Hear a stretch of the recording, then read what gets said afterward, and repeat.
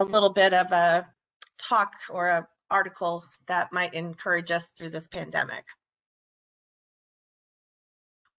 Also, like to invite you to check out our support training partnership on Iowa University's webpage. We have all of our recorded calls website, and we also have our newsletters out on the website. You check your email, and we just sent a newsletter out just a few weeks ago, so check your email or check your email in case the email went there. But we do have a great newsletter for you this month to check. It'll be posted to our Child Support Training Partnership website. We do have some group agreements that we'd like to share for our call today. We'd like to acknowledge that you or others might have moments of discomfort throughout this conversation. We'd like you to use I statements when you're talking. Please be respectful of introverts and of silence. Oftentimes there are people who attend the call but not here, and that's okay. This is a safe space, to have a voice. So everybody know that this call is very important to us and that we just want you to feel safe and comfortable here sharing. We want to trust that everyone has come to the table. And then the facilitators are here to facilitate the process, but they are not the experts. Earlier this year, in the last part of January, we did send out a survey request, and we had 23 respondents from our Child Support Training Partnership members. And our question to them was, is your organization currently providing DEI training to the staff? And we had 23 respondents, 61% said yes, and 39% said no. In addition, we asked, organization planning on implementing a DEI training in 2021. And of the people who responded, which was 8 on that particular question, 50% said no and 50% said yes. So what we'd like to do is I'm going to actually launch a poll. So you'll see that come up in your window here in a moment. And once the poll is open, which I just opened it, you will have to slide down to answer the questions. So there's a slide on the right-hand side, and you can slide up and down to answer those questions. I'm gonna give you about 30 seconds to take those 3 questions.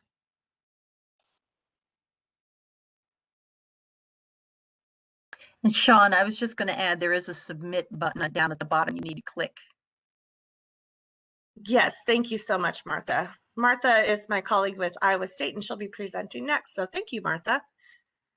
So we have just 3 more seconds, and then we're going to go ahead and close the poll. So go ahead and finish up with those questions, please. And then press submit at the bottom. All right, I'm going to close the poll. And WebEx is giving us about we're at 15 seconds before they're going to close it for us.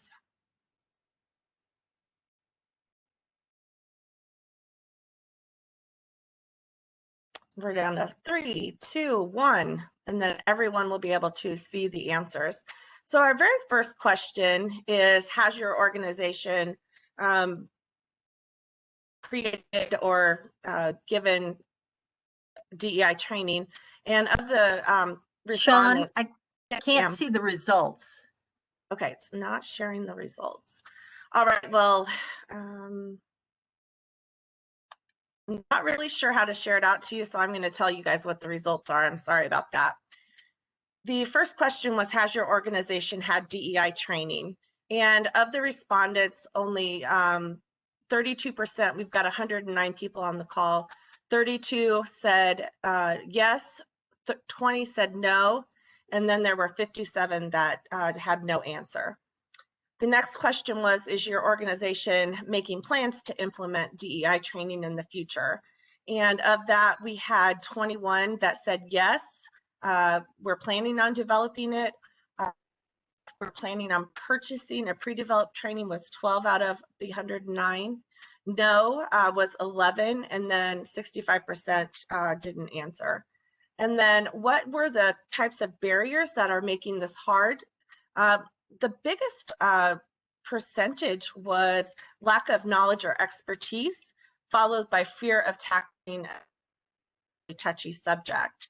So I'm going to go ahead and save those polling results, and then I'll share those out on our website for you all to see. And then I'm going to turn the call over to Martha. Thank you, Sean. Thank you. Let me share my screen. Okay, and get myself oriented here. Okay, hi everybody. I am Martha Stewart. I'm one of Sean's colleagues here at Iowa State University. And I was just going to share with you a little additional piece of information from the Child Support Training Partnership Survey that Sean conducted. And this is a listing of the items that people responded to, the types of DEI training they've done in the recent past, just to give you a sense of the breadth and topics that were maybe more popular than others.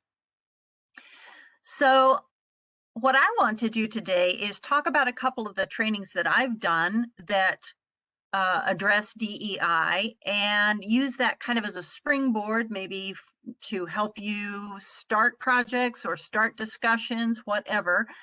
And I always think that when I think of diversity, equity, and inclusion, my mind immediately goes to issues of race. And I think that's kind of a default setting for a lot of us. But of course, diversity, equity, and inclusion includes a much broader spectrum than just that, even though race is a very important issue. So I'm going to start by talking about training that we did a few years ago that involved issues of poverty, behavioral economics, mental health, and trauma-informed care. Not always what you think of when you think of DEI types of topics, but definitely important. And then also more recently, I put together a brief training on privilege, white privilege specifically. And I'll talk about that in just a moment. So for the training that I want to start with, this was, as I said, a training that we did a few years ago. And what I'm showing you are some screenshots out of the training. This is just a segment out of a larger training that we did for a customer service initiative. And as I say, hopefully this is maybe a springboard for talking about some of these kinds of issues or ways to look at these kinds of issues. And my approach in developing this training was the fact that over the years of working with child support workers, I'd from time to time heard complaints about problematic customers and customers that really frustrate workers because they're not being responsible about their financial responsibilities. They're not being responsive. They're not doing what they're supposed to do in the order or in a timely manner. And what this conveyed to me was a sense of judgment about customers, at least some of them. And I thought to myself, you know, it's normal as human beings for us to judge other people, especially when we get frustrated. I mean, I do it. I think we all do it from time to time. So not surprising. But I thought that might be helpful to address the issue by starting to talk about the fact that what we see in customers is just a little snapshot of their lives. And we really have no great insight into their larger situation, their experiences, and where they're coming from. So I wanted participants in the training to take a walk in their shoes, and with the hopes that this would expand people's understanding of where people are coming from, and hopefully foster compassion. So I started with some discussion of sort of traditional economics versus behavioral economics. And this was kind of a fun discussion to have because I asked people, you know, how many of you have clothing in your closet that still has the price tag on it? Or you've got shelves of dusty tchotchkes that you've purchased over the years that you don't use for any reason, or equipment left from an abandoned hobby, or how many of us carry a balance on our credit card month to month to month? Me. And the idea was to talk with people about where they fit into this spectrum and to come to the realization that honestly, we're not that different from our customers, even the frustrating ones, because we make bad economic decisions all the time. The difference is that we, or most of us, have the financial flexibility to weather some of those bad decisions. Then I also did some research into studies about human behavior. And again, this was kind of an interesting section of the training that fostered discussion because we'd talk about the setup of these experiments and what were the expectations of the participants in the training. What do you think is going to happen? The bottom line were the conclusions that education is necessary, but not sufficient. In other words, we obviously have to educate our customers about what to do and how to do it, but we also have to do some hand holding. And if you expect people to comply, that's what's required. We talked about how deeply held values can be bypassed. Honestly, we do it all the time.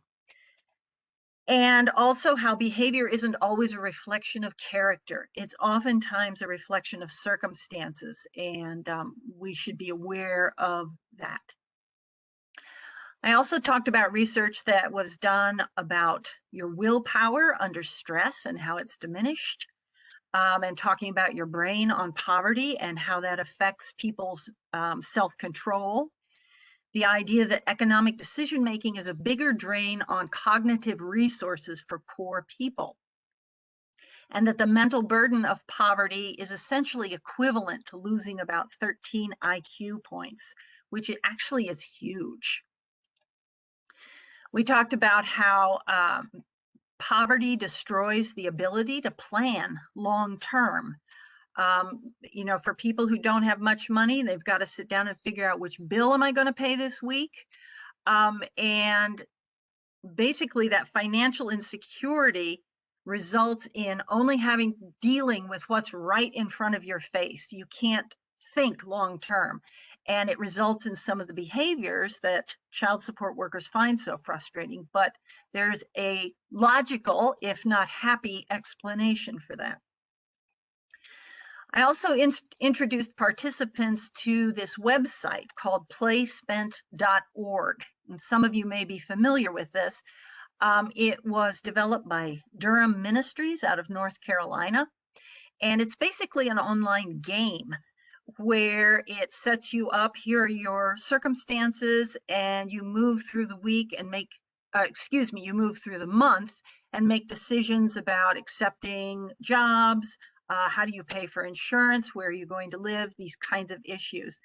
And it's a very interesting, I'd recommend that all of you visit this website because I did it myself. I tried to play the game, if you will. And of course, by the time I got to the end of the month, I was out of money and out of luck. And interestingly enough, my husband, who was raised in poverty, he took the game, he played the game, and he made it to the end of the month with money to spare. And I thought that was very interesting and insightful that his experience with poverty informed how he made decisions. And that for someone like myself, who was financially stable and secure, I couldn't get to the end of the month. And I was faced with difficult decisions and kind of frightening decisions about what am I going to do and what am I not going to do. I also addressed adverse childhood experiences and how they affect adults' social and emotional well-being, and it can be responsible for all kinds of social problems as people get older, and that these may be some of the issues you're seeing in your customers. Now, granted, you're rarely going to know that this is in one of your customers' backgrounds, but it is certainly a potential explanation for some of what you see. And the idea of adverse childhood or trauma-informed care is to move from the concept of what is wrong with you to the concept of what has happened to you. So all of these presentations and discussion, as I say, were kind of a springboard for us in the training to talk about some of these issues, bring them closer to home, and offer some explanation. So more recently, I put together a brief training on white privilege. Now, this was at a time when the Iowa Child Support Group was postponing any decisions about DEI trainings simply because of the mandates coming down from Washington. But in that time period, we thought as a group of trainers, why not tackle the subject ourselves within our own group, wade into the waters and test some of the ideas we come up with. I picked white privilege because it's something, obviously, I know about and that I possessed. I was less interested in tackling race initially, simply because it's not in my wheelhouse. I'm a little white girl from the Midwest. I don't have any personal experience with racism, although I have done a lot of reading and a lot of studying, and I'd be happy to address it, and I'm eager to address it at some point in the future. But for an initial foray into DEI, this was what I chose. And I chose to attack the subject by talking about the elephants in the room. In my mind, the first elephant in the room being that there is so much material out there about not only white privilege, but racism and other similar issues that where do you even start? The second elephant I saw was that many people aren't comfortable with the term white privilege. Some people find it offensive. And finally, the third elephant being, okay, even if I convince you you have white privilege, so what? What am I supposed to do about it? So I first tackled the overwhelming aspect. And because I'm a book reader, I started with a listing of books that I have read that I've found very insightful and educational. And I also found online a timeline of American history compared to American slavery and segregation. And I found that even for myself, who I consider to be well-educated, well-read, open-minded, all those good things, I found this timeline shocking and very eye-opening. So, as a trainer, even myself, I'm learning all kinds of new things. Then I started talking about to people who are not comfortable with the term white privilege. I talked about what is white privilege, what is it not, and talked about some issues here, and also the idea that for a white person or anybody of whatever kind of privilege, it's a lot like looking out a window. You see the scenery, but you don't see all the detail. You don't see what's around the corner. And in talking about white privilege, I know, and I've talked to many people who say, I don't have white privilege. Nobody handed me anything. I grew up in poverty, and this does not apply to me. And I understand where those people are coming from, but what I tried to do was put it in a larger context of all kinds of privilege that people and groups have, whether it's class or economic, citizenship, sexual orientation, ability, you name it. And again, an opportunity to talk about some of these kinds of things.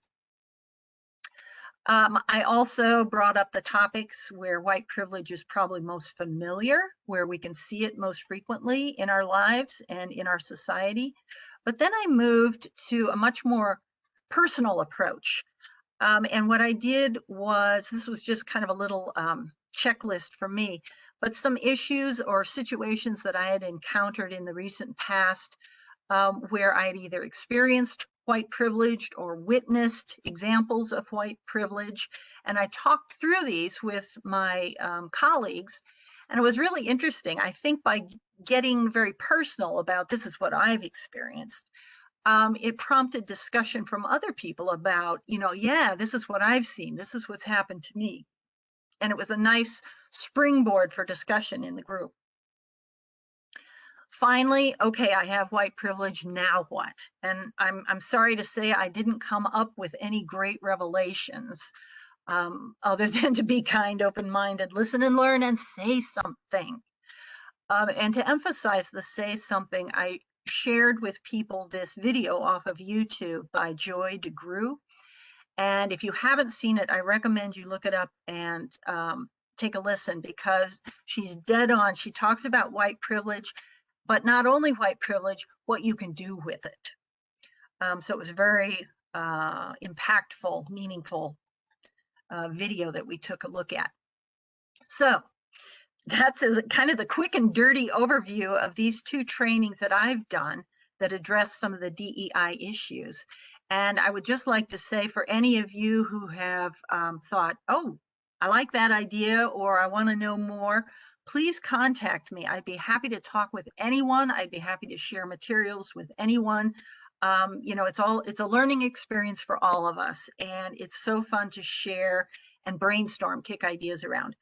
So I think at this point, I will stop sharing my screen and ask if any of you have questions for me. You can use the chat screen or talk to me directly, either one.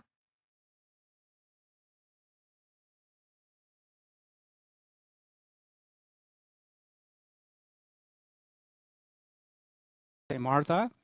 Yes. Hello, this is David Briggs. Hi, David.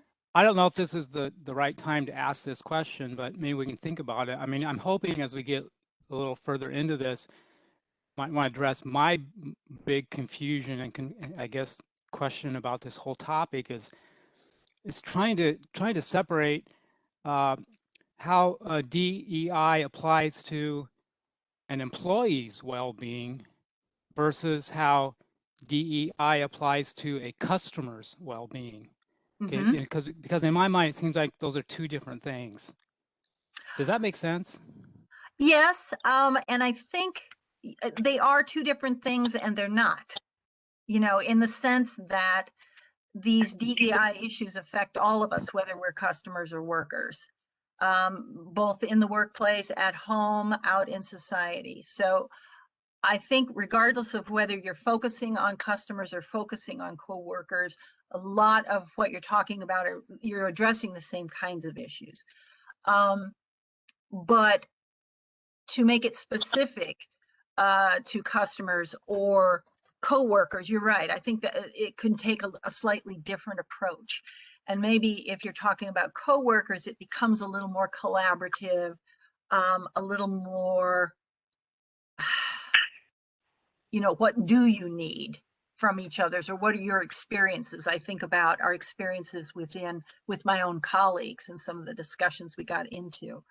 But with customer service, oftentimes it's simply educating yourself about the bigger picture in people's lives, and that they have all kinds of issues, behind the person that you just see in a, 3-minute phone call or at the front desk.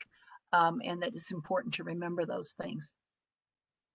Don't know that answers your question. These are things we have to all work through. It does. And maybe it also maybe gets into this whole issue of maybe hiring practices. If we were going to, at some time, maybe we're going to talk about whether the workplace is accurately reflecting the customers who we serve. So that's more, I guess, a diversity question, and then that gets into hiring practices, and that's where I really get confused. Is what can you do about that? Well, I always think about, unfortunately, as a trainer, I'm not high enough up on the food chain to really get to vote on those kinds of issues. But I always think my job basically is to educate. I can promote, but I can't make final decisions. So I can educate and promote. Good topic. Sean, Yes. hi, this is Mary Ann Rosen from Wisconsin. And hi, David. It's nice to hear you. Unfortunately, I am unable to participate with the visual part. I'm just listening on the phone today, so I will be contacting you to get some resources and feedback. But I have two questions. The first one is, did you have any prep work for the participants you taught? Were they required to do anything ahead of the class? And if so, if you could explain what that was. And then my second question is, did you do any kind of pre-test, post-test work with your participants? Were they able to, for example, assess the degree to which they themselves, you talked, I think, if I'm not mistaken, I think you mentioned that you took a survey. I don't know, maybe I'm thinking of something else, but I was just wondering if they assessed the degree to which they harbor, you know, sentiments about white privilege, and then after the class, if they took that test again, and just wondering about any assessments that were done. Thank you. Sure. The white privilege training, as I mentioned, was just for our training group. So it was a small training group. And it's not a training that I would likely give to the larger institution. This was simply sort of a foray into DEI and developing, sort of getting our feet wet, if you will. And I think it's interesting that the next presenter is going to talk a little bit more about how you do that. But I can say for the training that we did about the poverty, behavioral economics, those kinds of issues, if memory serves me, this was a few years ago, but there was no training ahead of time, other than just a general description of what the training was going to be about, along with the customer service initiative. But we do always, with our institution-wide trainings, do have evaluations after the fact. And it's hard, it's really hard to evaluate how useful things are, because especially if you're trying to educate, because how do you measure that? How do you measure that somebody's mind has changed or they've learned something new? It's really hard to do. But the one thing, I think one of the questions we always ask that maybe begins to get at the issue is, will the information that you learned in this training help you in your job? And if so, how? And that maybe forces people to think about it a little bit more. Anything else?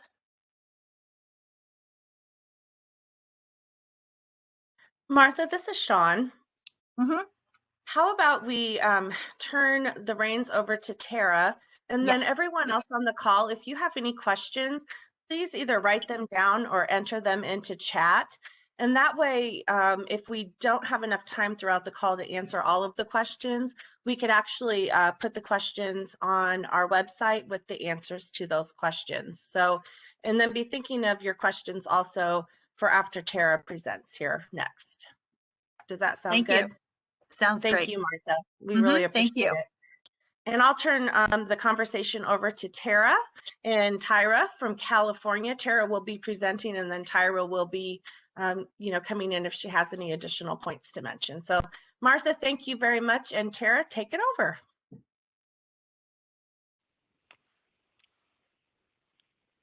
And unmuted. Yep. Can everyone hear me? yes, ma'am. Okay, thanks. My name is Tara Kenobi, and I am with Solano County, California, Department of Child Support Services. I'm on our training team. The rest of our equity group is here on the call with us. So there's 4 of us that got this up off the ground in Solano County. So it's me, my supervisor Tyra, and we have 2 additional caseworkers, Chelsea Rojas and Jamie Burnett. They're all on the call, so they'll help me out if I miss anything today. But this is just going to be a really pretty quick and high level overview of what we did to actually get an equity group started. started in our agency, and hopefully it'll give you some ideas and let you know the things that we learned along the way.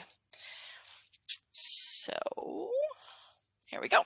So I think Martha hit on so many of the topics as far as, why would we want to start a DEI group?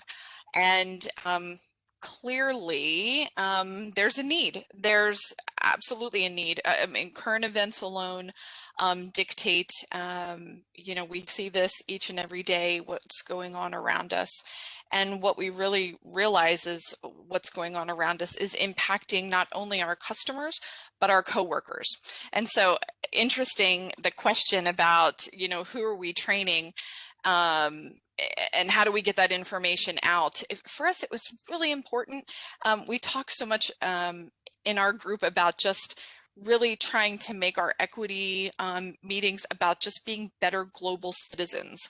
Because if we are better educated, we're going to treat our customers differently, which is going to give them a different customer service outcome. And so we just really felt like, we could sort of work from that angle and really impact our customers and our coworkers by doing this work. And so it's interesting, many of you probably see the same thing, that a lot of the trainings that are being offered now, you're hearing more about equity, you're hearing more about systemic racism in trainings. And it was interesting, a training I took recently that was a state level training here, talked about the unaddressed component of child support reform and connected that back to equity and systemic racism. And I was just floored. I've been with child support about 13 years, and we didn't talk about things like that. We haven't talked about the impact of child support in that way. And so it's interesting, and I think it makes it all the more reason why starting a DEI group in our agencies is so important. And also, I think it's important to remember, there's really no perfect time to get started. I think we've spent, at least at the beginning, an inordinate amount of time debating when the right time would be. And again, as Martha had talked about, based on maybe the conversations that were happening at a federal level about what we could and couldn't talk about. So we've talked about this endlessly, and we finally decided, there's really no right time to do this. And so I just want to encourage you, if you're considering it, the time is now. Get it started. So some of the things we talked about in our group and that were important for us to consider, and I hope you would consider as well when you get this started, is how important it is to get that buy-in from the highest levels of your department. And so what we found is it really mattered to staff. When we know that it's okay from our director on down, that our staff can take the time to attend our meetings and that they can come and have a safe place to have these conversations, these hard conversations. Again, like Martha said, they're hard. They make us uncomfortable sometimes. And so knowing that this is a top-down mentality and that it's encouraged for people to attend and come and learn and grow, we found was really valuable. And then we also talked about finding the right people to lead. Passion is contagious. And so when you have the people leading this that, are passionate about it, educated, want to see this change, want to impact our customers in a really positive way, we find that that's really important. And with that, when you're thinking about setting this team up, whether you have a team, a leadership team or facilitators, it's really important to remember that representation matters. Martha, again, sort of touched on that when she was talking about, and I feel much like her, being an ally is wonderful, but hearing someone's specific experience is going to be so much more impactful. And so it's important that you mix that up on the team, because we come back to again and again in this work, that representation matters. And then, of course, your climate. The climate of your department is going to dictate your speed. That was a question that Sean had in the survey. You know, is it a matter of having those hard conversations? Is that what's holding you back? So just remember that it's okay to start slow. Martha talked about it too. Like, you know, where do you jump in? Do you jump right into racial equity, or do you look at equity as more of a global topic? And that, of course, is going to matter a lot to you and your department, what works best for you. But just remember, it's okay to start slow. Just get started. That's what's important. So for us, you know, we just wanted to start with the basics. We figured at the beginning, what we realized is that, you know, language is changing fast. And so we weren't sure even that our staff understood the difference between equity and equality. And the cartoon there on the slide, it's probably one that most of you are familiar with, but what we realized when we started talking to our staff about it is, you know, telling them, you know, the two words are not, it's not the same. And so with equality, you know, giving everybody the same equal box versus equity and giving people what they need, especially when we're talking about our customers, right? You know, there's a difference between equity and equality. And this cartoon, it's funny, I think we've even moved past this. Oftentimes now when you see it, you'll see a third panel with it. And now there's conversation about liberation. So instead of giving people boxes, why don't we just remove the barriers? Let's get rid of that fence, that wall altogether, and remove those barriers and instead talk about liberation. So language is changing really fast, and there's a lot that I think, you know, teaching your staff to be mindful of is important. So we just started there. That's how we started the conversation. It was important to us as well. Again, Sean started this meeting with group agreements. And for us, you know, we realized that people don't like rules very much, but when you get a group together and they come to that mutual understanding and those agreements, it is really important. Our agreements look, many of them look much like Sean's. I statements, being graceful to one another. Everyone's there to learn. And so the intent of the meeting for us is that it's a safe and you know, open space to have these conversations. And we say again and again in our meetings, when you know better, you do better. And so it's important to us that we go over those agreements each and every meeting to remind everyone who attends what we've agreed to and how we're going to treat one another while we get together. And so for us, you know, I talked about, you know, when's the right time and what topics should we talk about? What we realized is some of this is already built in for us. There's those recognized months of the year already laid out. They end up being part of popular culture. You see it in marketing, you see it on social media, you see it on the news. And so we decided that we didn't really need to reinvent the wheel. We could just use what was already put there in front of us and, you know, base our monthly topics around that, at least as much as possible. So our group is called Equity at DCSS, Equity at Department of Child Support. And this has been sort of what we've done in the last few months. So we started off in October. We did our equity kickoff. I told you about that, you know, where we just did the equity versus equality. We set out our team agreements, but we also made sure that we talked about Hispanic Heritage Month in October. In November, we did Native American Heritage Month.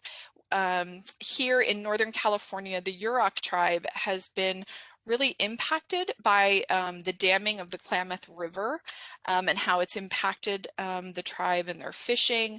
And so we found a video and we sent that out. So we sent out a monthly email to everyone in the office.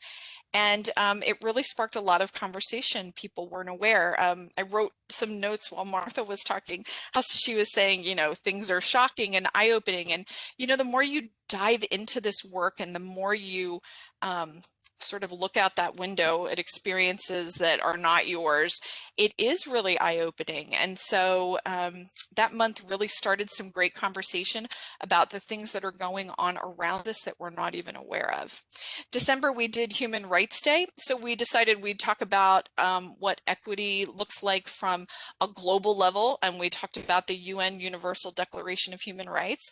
And then we sort of filtered that down, what's happening in our state, what's happening in our county, what's happening locally. We talked about equity programs in our local library. And so really wanted to highlight that this work is really happening on all levels. In January, we had a really dynamic conversation. We surrounded it around Martin Luther King Jr. Day, and we found some great resources online, and specifically focused on his "I Have a Dream" speech. And the conversations are really, I think the important thing for us now, 4 months in, is that people are starting to trust. They're coming to the meetings and they're willing to be really vulnerable. So when we talked about Martin Luther King Jr., the conversation ended up turning into a conversation about wealth inequities, how hard it is in the Black community to keep spending within their community. That segued into a conversation about how we can impact our local community. And we used Microsoft Teams, and we started a whole thread in our equity team about minority-owned businesses in our community. And while we're clearly not sanctioning any of these businesses, when you know better, you do better. And so when we're providing that information, we're allowing our coworkers to choose where to spend their money. For February, we're going to do Black History Month, and we try really hard to find information that would be considered as apolitical as possible. And so we try to find as neutral news sources as we can find. So it's a CBS News video on how children learn about Black history, and it's really quite contingent on where you live in the country. Really interesting video. And then in March, we're going to talk about Women's History Month and how much representation matters. And now, as we have a female vice president, we see how impactful representation can be just in that way. And so we're going to talk about that come March. So that's just a quick snapshot of the things we had to think about when we set up our program, the experiences that we've had, our plan for all of those months. You know, we have about 83 people in our office, and we have consistently had about 35 people show up at our meetings, and it's voluntary. So that's a huge success for us.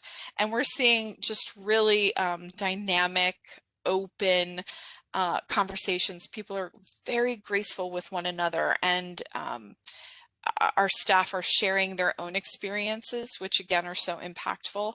So that's a little bit about our program, as much as we have time to share today. But this is our contact information. Feel free to reach out to us. We'd love to tell you more about what we've done and what we'll be doing in the future. And I appreciate the opportunity to have to share this. So thank you. Well, thank you, Tara and Tyra and team, for coming to share with us. And we'd like to open the floor to questions. I was able to actually open the chat, and I do see a question here from earlier about, let me just scroll up here. Martha, I believe it was while you were still speaking about what, here it is from the DCS training unit. What resources did you use for building facilitator skills, tools for effectively facilitating EDI? This is for, I'm sorry, John, Yeah, was who this are for you either of asking? us? For Martha. Sorry, Martha. Okay, could you repeat the question? I'm sorry, I'm not sure I understood. Yes, what resources did you use for building facilitator skills or tools for effectively facilitating EDI or DEI? I just use my little old brain and Google. You know, I just searched and searched, and I'm like a when I'm on a topic that I'm interested in, it's like a dog with a bone, because there is so much information out of there, some of which is good and some of which not so much. But the more you research, the more you begin to be able to identify quickly what's helpful and what's not. I don't have a specific place that I went. I don't know. How about you, Tara? I don't either. So I've been involved with our county through Health and Social Services. They have racial equity training, and so I went through a specific facilitator training there. Does a lot of what we talked about today in giving sort of a safe space to people that maybe don't normally have a voice, and being sure that you're engaging. And so I tried to pull back on that, but otherwise, yeah, it's just sort of, we used what our normal skills are on our training team and what we do to get it out to our staff. I think it has so much to do with, do you know your staff and know what kind of training is going to be dynamic and interesting to them, and set the format up accordingly. I had a quick question for you, Tara, that I think what you're doing is amazing. It's like, wow, I'm so excited. But it's interesting that you say at this point, your meetings and your groups are kind of voluntary. I'm curious if you have thoughts about how do you expand that to statewide kind of, I hate this word, but mandatory trainings. We've talked a lot about mandatory trainings. I think it's probably where everybody starts. It's the difficulty in, mandatory versus voluntary, and how do we change minds? Are we going to get more by allowing it to be voluntary and get people in, get them excited, let that sort of have that ripple effect and sort of pull more people in? So we've really built the training that while our monthly information, we send it out and tell everyone it's voluntary for them to join, we will have mandatory training built in a yearly, within like our yearly schedule as far as our office is concerned. Statewide here in California, there hasn't been any mandatory type trainings, that are rolling out. I'm excited just sort of to hear the words that are coming out of a lot of the trainings, but I would love to see it on a much, much higher level. I think, again, going back to the, when you have the buy-in from the top down, it really allows that conversation to be so much more impactful. But I'm not aware of anything happening on the state level here. Okay. I don't know, do other people have ideas about that?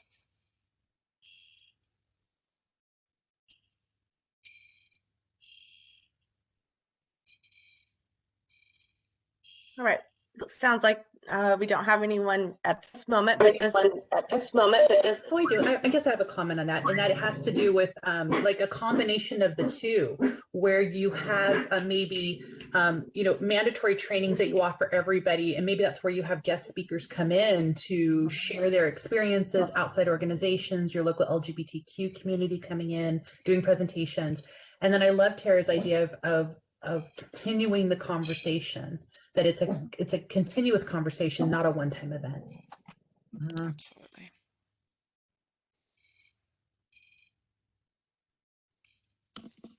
Hi, this is Mindy, real quick with the training unit in Washington State. I really relate to what you said, Stacy, about a combination of mandatory and optional.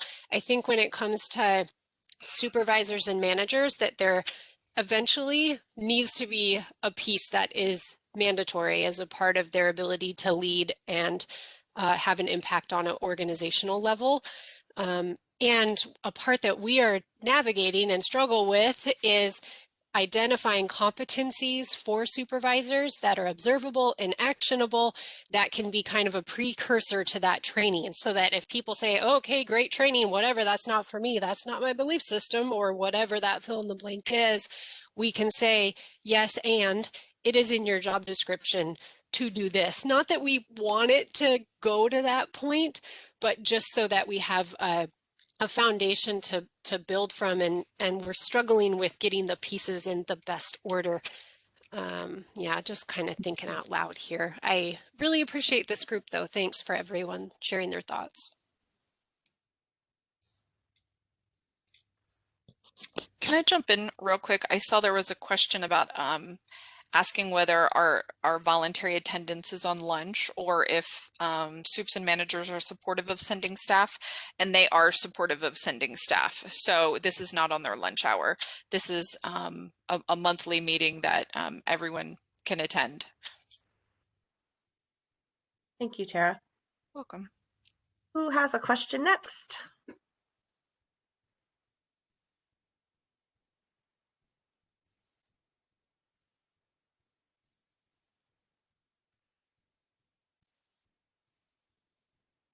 Sean, this is Paula. We're getting a few comments here. Just wanted to share from Jamie. I think that it is important to continually connect the material to customer service, especially for those that may not have the buy-in or know how to apply the knowledge. David has another comment too. He says there are lots of ways to communicate with employees outside of mandatory meetings, posters, emails, and so on. And excuse me, Kate has a question. Are these virtual or will they be in person? I think that's for Tara. Right now, everything, unfortunately for us, is virtual. Our whole office is working, teleworking, working from home. We're very lucky to have that opportunity. But I foresee this happening in the future. We've planned out the rest of our 12 months and hope to continue this. So I expect this will be a part of our regular training team curriculum. And so once we're back in the office, for sure, I think it'll be even more dynamic, and we'll have even more you know, open conversations when we can do this in person and do this face to face.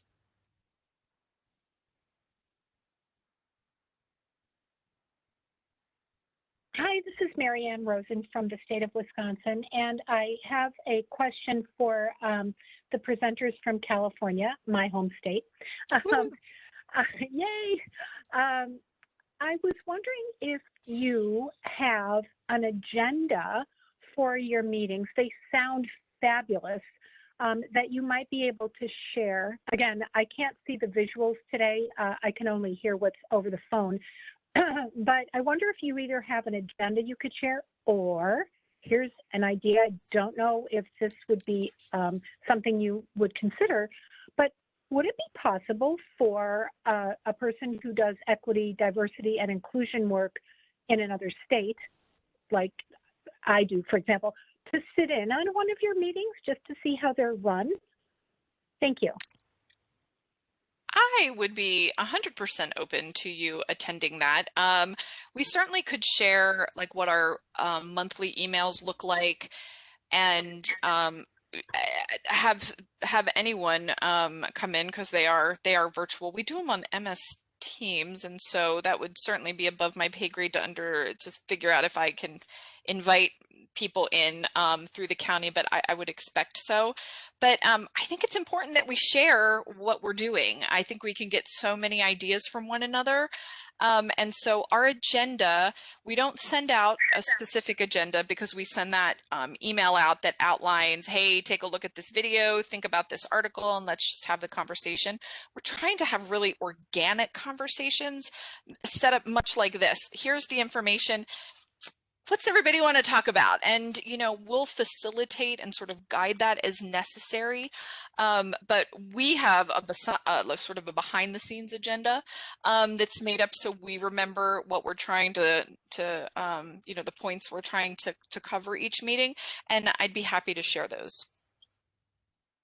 This is Tyra from DCSS in California as well, just to kind of circle back on having you come participate. We can absolutely bring that suggestion to our managers and department head.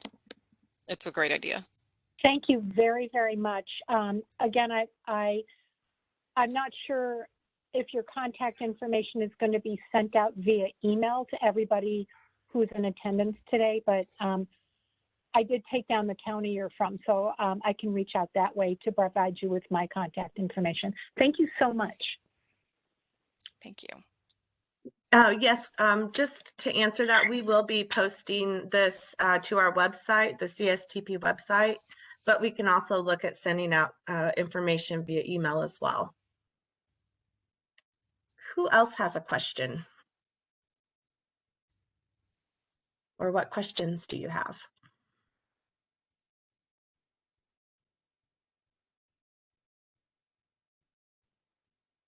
The system has detected that a minimum number of lines are connected to this conference. Sean, this is Paula. I have another comment here from the chat. It says, to the question of finding material and the format, having an open, organic conversation has shown that participants have their own information resources that they share, which expands the conversation even further. And then we also have, there's been a few different links to websites included in the chat, as well as other things that other states are currently doing or hope to do here in the near future. So there's been a little bit of chatter going back and forth, which is great. That's great. And we'll have the chat saved so that people can access that as well.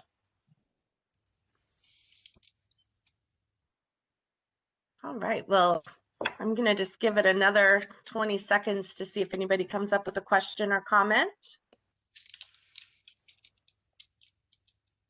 Looks like the DCS training unit just provided a resource, so you guys are very resourceful. Thank you so much for that. I have to say, this is Martha. I was just going to say that one of the things that I think is so, I mean, this is an important subject and there's a lot of real world struggles involved with the subject. But I find it extremely exciting that people are starting to talk about these things.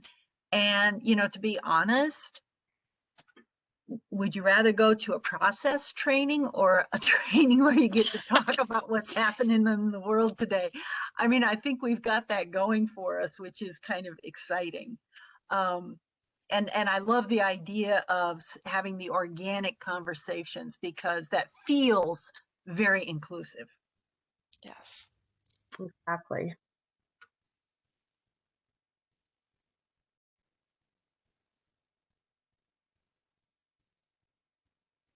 All right, well, if we don't have any other questions or comments, thank you everyone for coming to our meeting. Our next meeting will be on, have a little something I want to share for you here, and I just went past it. Never mind. Our next meeting will be May, let me just look it up here real quick. May, you know, nothing ever goes as fast as you want it to when you need it to. May 13th, I was right, at 1 p.m. Central Standard Time. And we will actually be continuing this conversation. So if anyone would like to present in the meeting invite, you'll have my email addresses. I have two. I have one for DHS for the state of Iowa and then one for Iowa State University. So you're welcome to send it to either email. It'll also be provided in with the information on the website as well. So if anyone would like to help with presenting in May, I'd love that. And I thank everyone so much for their time today. I think this was a very valuable conversation. And thank you so much to Martha, Tyra, and Tara, and the California team for bringing this great information to us today. So thank you, everybody. Have a great rest of your week. And hopefully spring is on the way here in the Midwest. Have a great one. Thank you. Thanks. Bye-bye. Bye, everybody. Bye.